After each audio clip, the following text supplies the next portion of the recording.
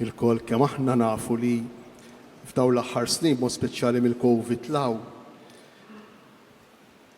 il-frekwenza tan-nies għall-quddies naqset u naqset sewwa. Fejn qabel konna nirreġistraw madwar 80% tal-poplu Malti u Awċi, u speċjali tagħna l-Awċejn, li jattendu għall-quddiesa tal-Ħadd, issa ma nlaħqux is-60%. Qegħdin bejn 50 u 55%. Dan ifisser li n-numru ta' dawk illi jipprattikaw il-fidi, mhux ta' dawk li jgħidu li jemmnu, imma ta' dawk li jipprattikaw il-fidi, qiegħed kull ma jmur jonqos. U tgħidu li għalfejn aħna noddu il-prattika tal-fidi skont kemm in-nies jattendu jew le għall-quddiesa, għall-Knisja. Kemm importanti l-quddiesa allura għall-fidi? Kemm importanti l-Ewkaristija għall-fidi tagħna? Jiena naħseb li din il-mistoqsija rridu nagħmluha kollha kemm aħna. Għalli ma raġuni. Biex l-ewwel nett aħna li qegħdin hawn u aħna li nifrekwentaw, aħna li ma nħallux, nippruvaw ma nħalluwiex il-quddiesa tal-Ħadd għalmenu nemmen fil-parti l-kbira tagħna, nikkonvinċu iktar irwieħna mill-importanza tal-Ewkaristija tal-Ħadd. Imma mhux biss. Tant inkunu konvinti u tant nifhmu u narfu u nagħmlu esperjenza ta' sbuħija u tal-ġejt li nistgħu nieħdu mill-Ewkaristija, b'mod speċjali dik tal-Ħadd, illi dan il-ġejt ma nżommuhx għalina, imma ngħadduh lill-oħrajn, ngħadduh lil dawk ta' madwarna. U meta tifel jew tifla, żagħżugħ jew żagħżugħa, għax forsi huma l-iktar faxxa illi qegħdin jitbedu bil-mod il-mod mill-prattika tal-fidi, mill-quddiesa. Meta żagħżugħ jew żagħżugħa jew koppja żgħażagħ jistaqsuna u jgħidulna, imma x'sens fija li tmur l-Ewkaristija? X'sens fija li tmur il-quddiesa? Aħna nkunu kapaċi nirrispondu. Aħna nkunu kapaċi ngħidu il għaliex kif jitlobna l-istess Pietru fl-ittra tiegħu. Nkunu kapaċi nagħtu r-raġuni tal-fidi tagħna għaliex nemmnu. Aħna ma nemnux sempliċement għax ta' qabilna ddewlna tradizzjonijiet. Ma nemnux sempliċement għax ta' qabilna ħallewlna knisja sabiħa. Għax ta' qabilna ħallewlna festa lil patruni Pietru u Pawlu. Ftejt wisq jekk aħna nġibu dawn ir-raġunijiet tal-fidi tagħna, tal-fatt li aħna nattendu għall-quddiesa għall-Ewkaristija tal-Ħadd. Mela x'inhi l-Ewkaristija? U kif ngħixuha l-Ewkaristija? Għax jekk nifhmu x'inhi l-Ewkaristija, imbagħad nippruvaw ngħixuha fil-ħajja tagħna ta' kuljum. U ħaġa tal-għaġeb, dawn iż-żewġ domandi, x'inhi l-Ewkaristija u kif ngħixuha l-Ewkaristija, huma domandi illi waħda għamilha u għexa Pietru, x'inhi l-Ewkaristija. Ma setax jifhem x'inhi l-Ewkaristija. Pietru ma setax jifhem. Bħalma kultant ma nistgħux nifhmu aħna. U d-domanda l-oħra għamilha Pawlu, kif ngħixha l-Ewkaristija. Ħanibdew minn Pietru. F'kapitlu 6 tal-Vanġelu ta' San Ġwan, meta Ġesu jagħmel diskors twil fuq l-Ewkaristija u jgħid lin-nies ta' madwaru isma'. Mosè, meta l-poplu ludi kien qiegħed imut bil-ġuħ fid-deżert, talab lil Alla u Alla bagħat il-manna. U l-poplu għex bis-saħħa tal-manna. U bis-saħħa ta' din il-manna kien kapaċi jasal sal-Art Imwiegħda. Ġesu jkompli. Mosè ta'kom il-manna, imma mhux hu ta'kom il-veru ħobs bis-sema. Huwa jien li nagħtikom il-veru ħobs bis-sema. Huwa jien illi se nagħtikom ġismi biex tikluh u se nagħtikom demmi biex tixorbuh. Dan f'kapitlu 6 tal-Vanġelu ta' San Ġwan. U kif dak l-ikel il-manna tad-deżert waslet il-poplu ludi sal-Art Imwiegħda, hekk ukoll il-ħobs li nagħtikom jien, jiġifieri ġismi u demmi, se jagħtikom is-saħħa biex taslu sal-Art Imwiegħda tagħkom. illi hija il-glorja ma' Alla, l-unjoni ma' Alla fis-sema, l-għaqda ma' Alla wara din il-ħajja. U dawk il-lowt kieku forsi aħna konna nistaqsu l-istess, allura kif jista' dan jagħtina ġismu biex nikluh? Din il-mistoqsija nsibuha ċara fil-Vanġelu ta' San Ġwan. Kif hija l-mistoqsija tiegħek ta' kull wieħed u kull waħda minna. U hija waħda mir-raġunijiet għalfejn insibuha bitqila biex nifhmu x'jiġifieri l-Qudiesa, x'jiġifieri l-Ewkaristija. Kif jista' dan jagħtina ġismu biex nikluh? U f'din id-domanda hemm iktar minn mistoqsija waħda. L-ewwel waħda, kif jista' jkun aħna niklu mill-ġisem, minn idu, minn rasu, minn saqajh ta' Ġesu. Dik hija l-ewwel domanda li jagħmlu dawn il-Lud. Domanda li nagħmlu aħna. U t-tieni domanda qawwija hija imma da minn fejn ġie? Da minn fejn waqa'? M'hen hawn xi ħadd, qatt kien hemm xi ħadd fid-dinja, fl-istorja illi ħolom biss u jgħid jien irid nagħti ġismi biex ħadd ieħor jgħix bih. Jien inħobb tant illi ma jimpurtax li ħadd ieħor jiekol minni qatta minni ħalli hu jgħix jien immut. Da minnu da, dik ħolma li ma tistax tkun. Kif jista' dan jagħtina ġismu biex nikluh? Allura hemm almenu dawn iż-żewġ domandi kbar f'din il-mistoqsija li jagħmlu l-Lowt u li żgur jagħmel Pietru.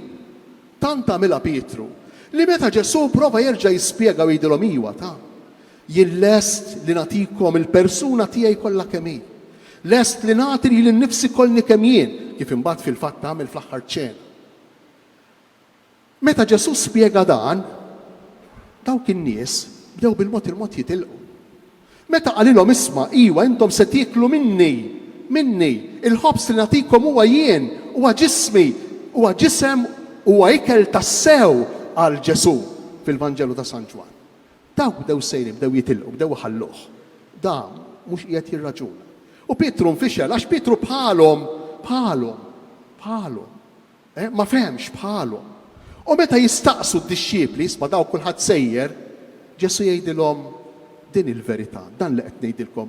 Mhux qiegħed ngħid xi ħaġa oħra barra minn dak li intom fimtu, minn dak li qedtilkom. Jekk tridu, tistgħu tmorru intom ukoll. Għax dan qiegħed ngħid jien. Kemm kien Ġesu ċert u ċar fuq dak li kien qiegħed jgħid fil-Vanġelu ta' San Ġwan. U Pietru joħroġ dik l-espressjoni, għalkemm ma fehem xejn. Imma jdur fuq Ġesu jgħidlu, mulej, aħna fejn tridna mmorru? Mingħajrek kif se nkampaw? Int biss għandek kliem li jgħinna naslu għal ħajja ta' dejjem. Int għandek il-kliem tal-ħajja ta' dejjem. U tgħaddi dik l-ewwel waħda. Però jiġu stejjer oħra. Li Pietru juri permezz tagħhom illi ma fehmx x'jiġifieri Ġesu jagħti lilu nnifsu. Meta Ġesu darba lill-Apostli qalilhom iktar minn darba, qalilhom isma' jien wasalt biex issa nagħti lili nnifsi. Dak li qedtilkom se nwettqu. Se nagħti lili nnifsi għalikom biex intom tkunu tistgħu tgħixu. Biex bil-mewt tiegħi tieħdu l-ħajja intom. Pietru qalu ma jistax ikun. Ma jkun qatt li da jgħaddi minn għalejk, ma jistax ikun. Għal darb'oħra Pietru jsiba bitqila li jaċċetta li xi ħadd jista' jħobb daqshekk. Jista' jħobbok daqshekk. Aħna ngħiduha kif inhi. Aħna x'inhi xi ħadd id-dar ħabbat il-bieb u jġiblek xi ħaġa. Jekk ma tkun xi ħadd li tafu tassew u xi ħadd li forsi għandek konfidenza miegħu u ħabib jew ħabiba tassew, inx taħseb f'moħħok. Tgħid dan xirejt mill-ewwel. Tgħid dan xirejt. Għalfejn qiegħed iġibli xi ħaġa.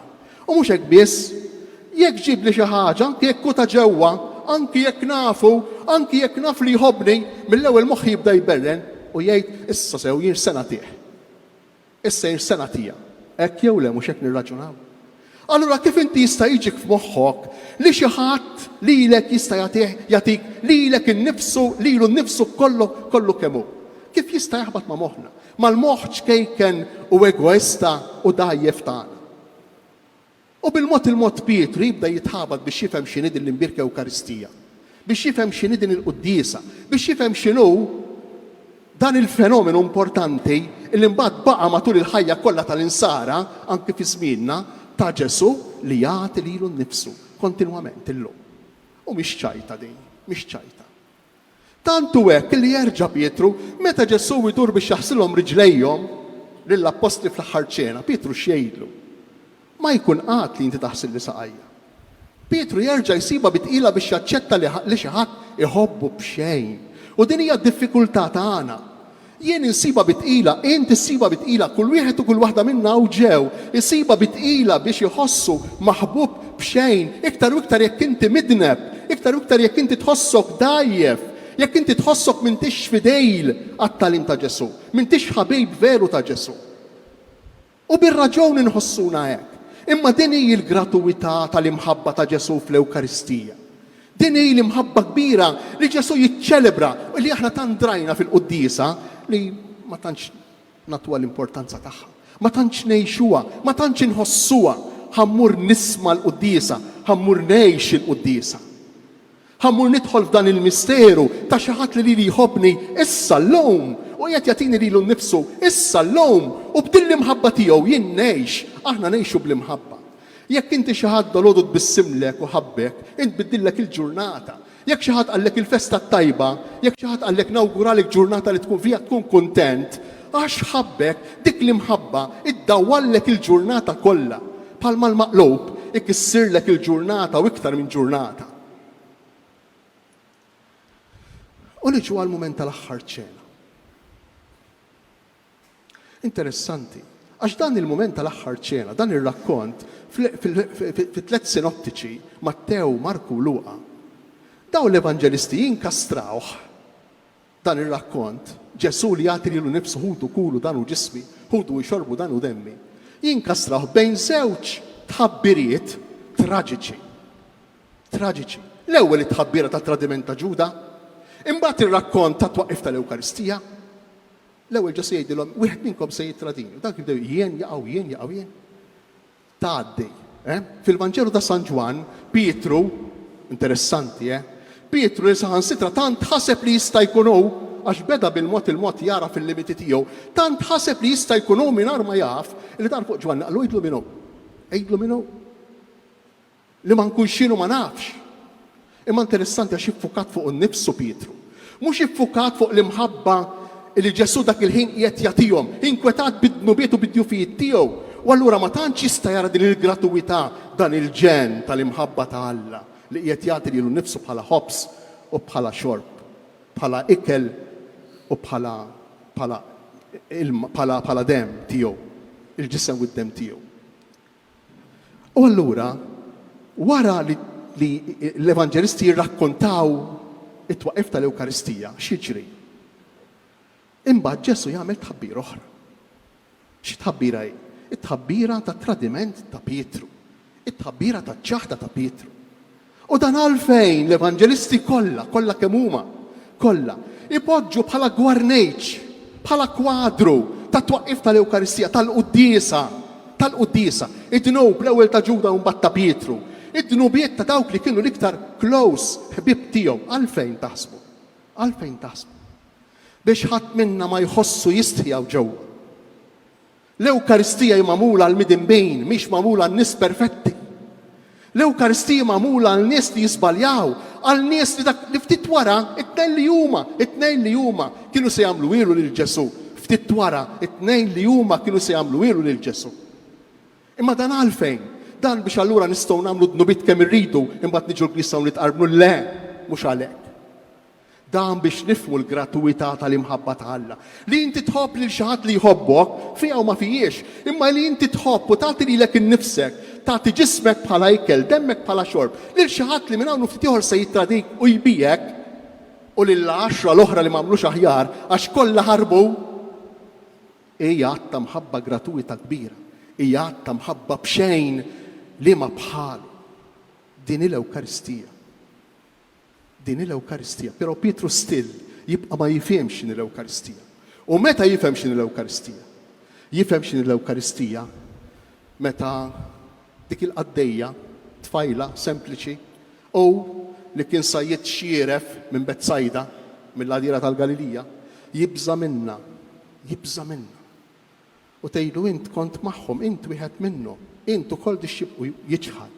U l-Vanġelu saħansitra ta' San Luqa jgħid beda jidej. beda jidej.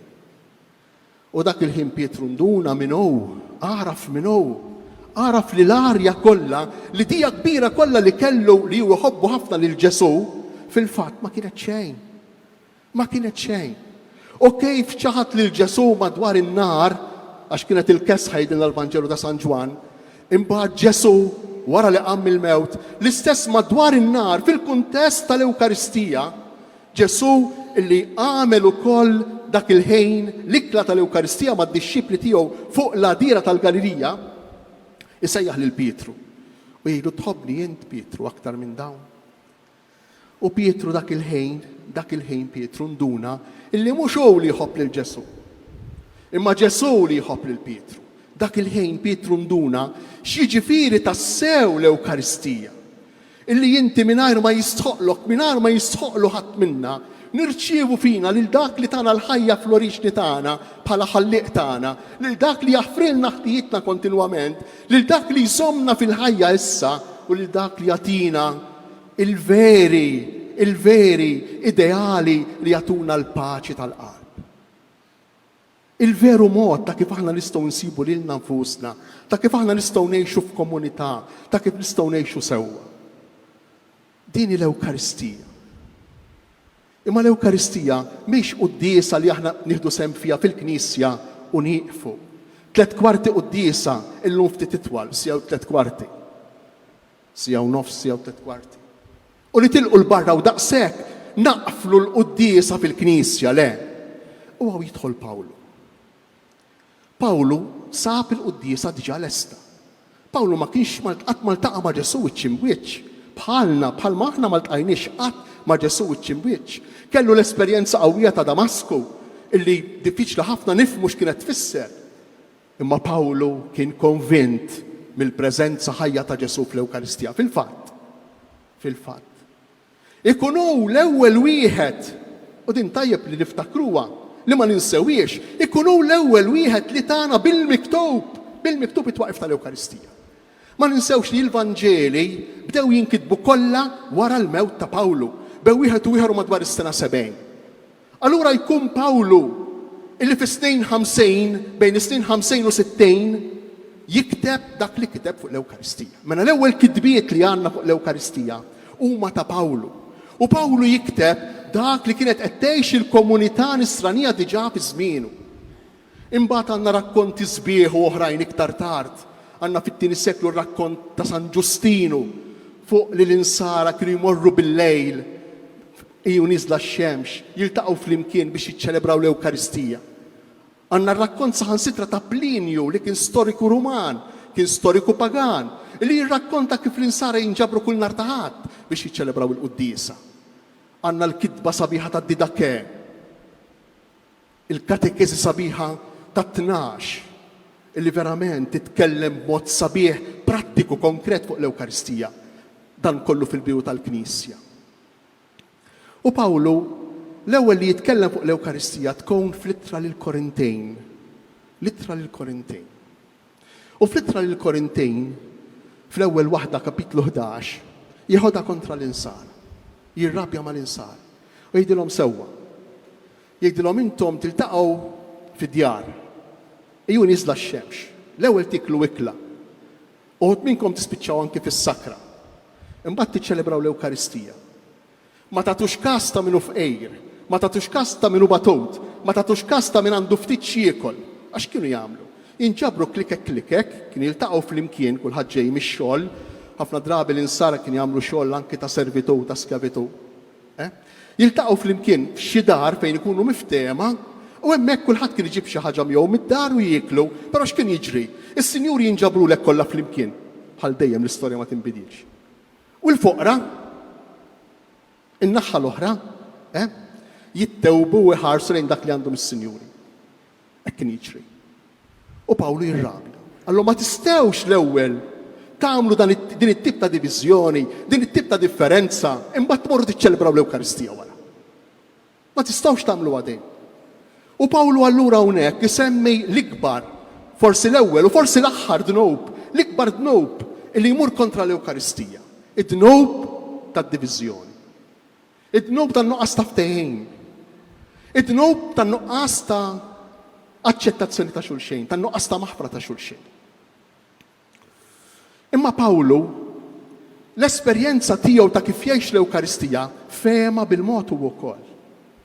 L-ewwel ittri miktubin minn Pawlu ma' dawk lit-Tessalonkejn. Miktubin wieħed u ieħor fis-sena 51. 51 wara Kristu, ġifieri 20 sena biss wara l-mewt ta' Ġesu, jew inqas minn 20 sena wara l-mewt ta' Ġesu. U Pawlu x'jikteb f'din l-ittra lit-Tessalonkejn? Pawlu jgħidilna li biex ngħixu l-misteru ta' Kristu, biex ngħixu l-esperjenza ta' Ġesu, aħna jrid ikollna 3 esperjenzi importanti: il-magħmudija, l-Ewkaristija u s-sagrament ir-rabta ta' żwieġ. Jorbothom mal-Ewkaristija. It-3 sagramenti, iż-żewġ sagramenti l-oħra, jorbothom mal-Ewkaristija għax f'kull sagrament kemm il-magħmudija li hija preludju għall-Ewkaristija, kif ukoll is-sagrament ta' żwieġ li huwa l-għejxien tal-Ewkaristija huma marbutin f'rabta sħiħa flimkien. U kif jibda jaħseb Pawlu fuq l-Ewkaristija? Pawlu jibda jaħseb u jgħid, mela sewwa, aħna hawnhekk fil-ħajja tagħna ngħaddu minn ħafna tbatijiet, bħalma jgħaddi kull wieħed u kull waħda minna. Imma l-Ewkaristija, l-esperjenza ta' Ġesu illi jbati jmut u jqum tfakkarna waw l-ewwel tarġa tal-iżvilupp tal-ħsieb ta' Pawlu kif jgħix l-Ewkaristija. L-Ewkaristija tfakkarna illi aħna mbagħtu f'din il-ħajja, però mbagħad ġejja ħajja oħra sabiħa. Ġejja ħajja oħra li lilna se tpoġġina fil-glorja ma' Alla, se ngawdu, se nifirħu, se nqumu fil-ħajja li ġejja. U din kienet l-ewwel tarġa tal-ħsieb ta' Pawlu. Però il-ħsieb ta' Pawlu jkompli jiżviluppa. U jkompli jgħinna Pawlu kif nistgħu ngħixu l-Ewkaristija. U għaw jiġu 3 ittri importanti, l-ittra lill-Korintejn li semmejna, l-ittra lill-Galatejn u l-ittra lill-Rumani. U f'dawn it-3 ittri Pawlu jagħmel 2 passi, jitla 2 tarġiet oħra importanti u jgħid Pawlu jinduna illi aħna nistgħu ngħixu l-Ewkaristija u ma nħalluhiex biss fil-Knisja, tibqa' fil-Knisja xi ħaġa li smajna, esperjenzjajna, forsi ħadna gost, forsi ddejjaqna u xbajna. Biex ma nħalluhiex hawn, Pawlu jasal biex jgħid aħna nidħlu fil-misteru ta' Ġesu, fil-misteru ta' tbatija il-mewt u l-qawmin tiegħu, jekk kull wieħed u kull waħda minna nippruvaw nikkonvertu. Nippruvaw inbidlu l-ħajja tagħna l-aħjar. U Pawlu hawnhekk jidħol bl-idea ta' mewt marbuta mal-mewt ta' dnub. Il-mewt ta' veru jgħidilna Pawlu li sseħħ fil-magħmudija meta mmutu għad-dnub. Meta aħna niddeċiedu illi almenu bħala attitudni, almenu bħala xewqa u bħala rida, nagħmlu kull ma nistgħu biex nevitaw milli nisbaljaw kif jispirana l-ispirtu l-ħażin, kif kultant jibbuttana x-xitan. U din hija l-ewwel tarġa, it-tieni tarġa illi Pawlu jitkellem minnha fl-iżvilupp tal-ħsieb tiegħu dwar l-Ewkaristija. Però mbagħad jimxi pass ieħor Pawlu. Diġà f'dan it-tieni pass lilna il-kol kemm aħna iħeġġiġna biex niġu għall-Ewkaristija bi spirtu ta' konverżjoni. Niġu għall-Ewkaristija bi spirtu ta' bidla tal-qalb. Niġu għall-Ewkaristija mhux biex għax kultant niġu għall-Ewkaristija biex insiktu l-kuxjenza. Niġu għall-Ewkaristija biex nagħtu żbalji. Niġu għall-Ewkaristija biex bħalli kieku erġajna għan-normal anki jekk bil-modi tagħna nibqgħu ngħidulu le lil-Mulej Ġesu. Nibqgħu niġħdu l-Vanġelu. Huwa mod ta' kif insiktu l-kuxjenza aktar milli nieħdu sem veru fl-Ewkaristija. Allura din it-tieni tarġa li jitla Pawlu lil kull wieħed u lil kull waħda minna tistedinna nistaqsu qabel immorru għall-Ewkaristija. Imma kif sejjer għall-Ewkaristija? Kif sejjer għall-Qudiesa? Għandi attitudni ta' konverżjoni tal-qalb, almenu jekk żbaljajt naf li żbaljajt, almenu jekk żbaljajt jiddispjaċini mill-iżbalji li għamilt. Imbagħad Pawlu jitla t-tielet tarġa. Dejjem fl-ittri Korintejn, Galatejn u Rumani. U f'din it-tielet tarġa Pawlu jgħid: mhux biżżejjed ngħix l-Ewkaristija billi nikkonverti jien. Imma nkun ngħix l-Ewkaristija meta jien inħares madwari u nara d-batijiet tal-oħrajn u nipprova nagħmel xi ħaġa lihom. Dakinhar ngħix l-Ewkaristija. Meta l-Ewkaristija, meta l-kondiviżjoni tal-ħobs, meta Ġesu li jaqsam lilu nnifsu, jqassam lilu nnifsu bħala ikel għalija, isejr minn naħa tiegħi wkoll taqassejm tal-ġisem tiegħi, taqassejm tal-enerġija tiegħi, tal-ħin tiegħi, tal-intelligenza tiegħi, tad-disponibilità tiegħi biex ngħin lill-oħrajn mod speċjali lil dawk li huma batuti. U għaw jitla t-tiret tarġa allura San Pawl. U jistedinna San Pawl allura biex l-Ewkaristija ma nħalluwix hawnhekk. U minħabba fekk illi fil-waqt li s-sinottiċi jirrakkontaw it-twaqqif tal-istituzzjoni, it-twaqqif tal-Ewkaristija li aħna nirrepetu f'kull konsagrazzjoni, San Ġwan minn naħa tiegħu jirrakkonta l-ħasil tal-riġlejn, jirrakkonta l-qadi. Għax m'hemmx Ewkaristija mingħajr qadi lill-oħrajn. Imma anke dejn Pawlu jifhimha bil-mod. U fl-aħħar x'fehm Pawlu? U nikkonkludu. Ir-raba' tarġa. Ikwa hawnhekk nistieden verament lil dawk li huma morda, lil dawk li huma anzjani, lil dawk li għaddej minn mumenti jibsa diffiċli fil-ħajja, lil dawk li għaddej minn diffikultà biex jiftħu id-nejhom sewwa. Għax hija okkażjoni, l-ogħla okkażjoni skont Pawlu, l-ogħla okkażjoni kif aħna nistgħu ngħixu l-Ewkaristija. Prattikament l-ewwel u t-tieni qari li smajna illum. Għax it-tnejn li huma kemm Pietru u kemm Pawlu jaslu għal din ir-raba u l-ogħla tarġa ta' kif ngħixu l-Ewkaristija, ta' kif aħna l-insara msejħejn ngħixu sal-aħħar realizzati, ngħixu sal-aħħar b'sens, b'sinifikat, anke meta kollox qed inejn, anke meta l-ġisem qed jitmermer, anke meta l-ġisem qiegħed jiddajjef u nieżel bil-mod il-mod. U li min hija allura din l-aħħar u r-raba tarġa? Pawlu joffri lilu nnifsu bħala offerta lill-Alla għal ġejt tad-dinja. Isir huwa Ewkaristija. Isir huwa offerta, offerta fil-moħħ tiegħu, offerta fil-qalb tiegħu, offerta kultant fil-ġisem tiegħu anki mingħajr ma jaf u forsi b'emozzjonijiet ta' dwejjaq, ta' toqol, ta' tbatija. Imma dik il-persuna li qed tbati mejx għajr offerta, sakrifiċċju, moti lill-Alla għas-salvazzjoni tagħha, imma mhux biss għas-salvazzjoni tal-oħrajn. Dan hu d-diskors li għamel Pawlu llum fl-ittra lil Timotju. Id-diskorsi marbutejn mal-ittrej fil-ħabs. Filippejn, Filemon, Galatejn u l-ittra li smajna llum ta' Timotju. F'daw l-ittrej Pawlu jirrakkonta kif hu issa l-ispiċċa bla saħħa wara daqshekk ħidma, wara daqshekk xogħol fl-għalqa tal-mulej, imissu biss jgħix l-Ewkaristija billi jsiru Ewkaristija. Billi jagħti lilu nnifsu, joffri lilu nnifsu, isir offerta sħiħa lill-Alla għal ġid tal-oħrajn, offerta li forsi jaf biha biss Alla, ma jafux biha l-oħrajn.